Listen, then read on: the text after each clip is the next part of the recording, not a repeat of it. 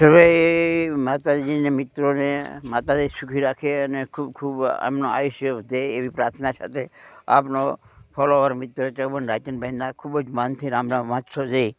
મિત્રો આપણે જણાવવાનું કે આ એક આંબો આવ્યો હતો બીજો.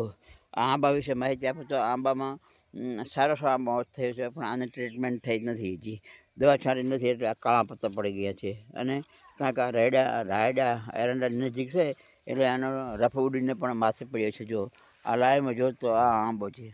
આ આંબો હવે ઓલા જેટલો વિકાસ નથી પામ્યો, પણ આ વિકાસ થશે, આનો વિકાસ.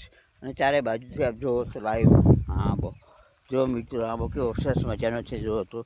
પણ આ પોતે આ એરંડાના રજકણો ઉડી અને સડ્યા છે મિત્રો.